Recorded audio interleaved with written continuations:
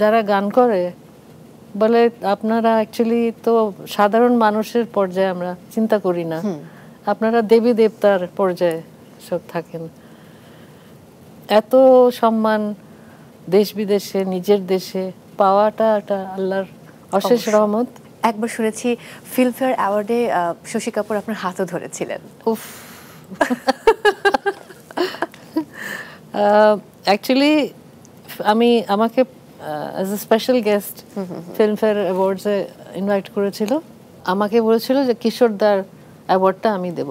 আচ্ছা। তো কিশোরদা ছিলেন না বোম্বেতে, তো অশোক কুমারজি, দাদামণি আর কি সবাই বলে উনি নেবেন আমার হাত থেকে, উনি নেবেন ওনার তরফ থেকে। আচ্ছা।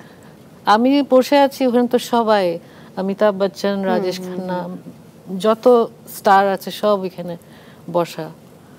তো যারা যারা অ্যাওয়ার্ডিজ তারা স্টেজে উঠে বসছে, অ্যাওয়ার্ড নিয়ে ওখানে বসছে।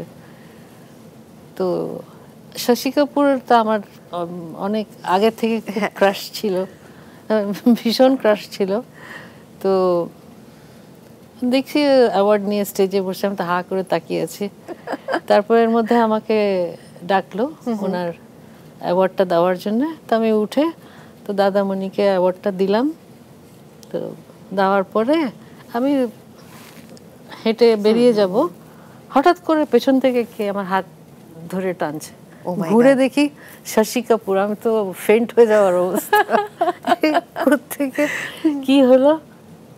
তো মানে এই উনি কখন যে উঠে চলে আসছে আমি খেয়ালও করি নাই। আচ্ছা। আর পুরা পাবলিক অডিয়েন্স সব তালি বাজাচ্ছে, খুব স্বাভাবিক। হ্যাঁ, সবাই খুব খুশি, তালি বাজাচ্ছে।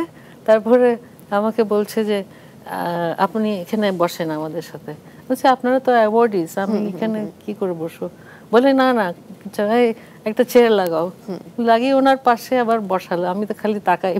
এই যে একটা ছবি দেখছিলাম যে আপনি তার দিকে খুব মুগ্ধ দৃষ্টিতে এটা আমার অ্যাকচুয়ালি আমার এটা একটা কনসার্ট ছিল।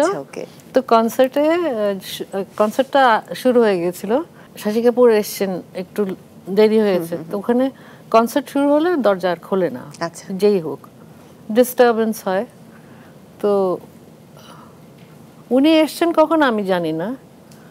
এখন তারপরে দেখি যে তখন ৩-৪টা গান হয়ে গেছে।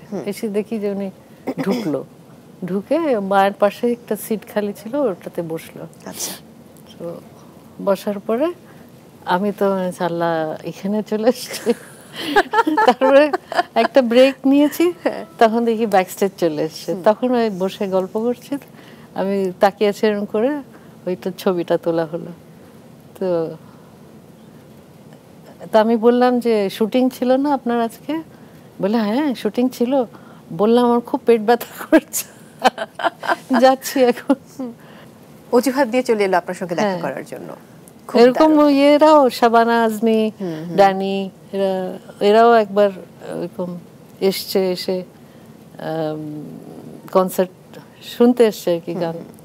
সবার সাথে ভালো একটা সম্পর্ক আছে, আর এত সম্মান করে ওরা আর্টিস্টকে।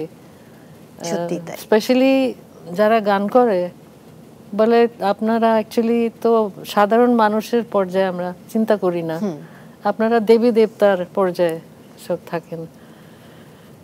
এত সম্মান দেশ বিদেশে নিজের দেশে পাওয়াটা একটা আল্লাহর অশেষ রহমত। অবশ্যই।